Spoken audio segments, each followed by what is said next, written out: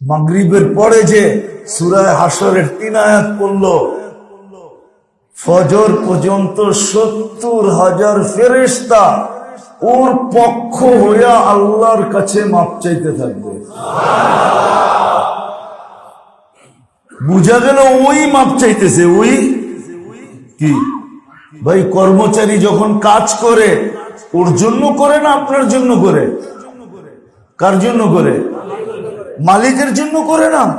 তো 70,000 ফেরেশতা যে আমার জন্য দোয়া করবে মাগফিরাতের, যেন আমিই করতেছি। আল্লাহ বলে তুই যেই কাজে থাকিস থাক, তোর জন্য দোয়া হইতেছে, মাপ চাওয়া হইতেছে। পদ্ধতি ছিল কি? মাগরিবের পরে সূরা হাশরের 3 আয়াত পড়া, ফজরের পরে 3 আয়াত পড়া, আবার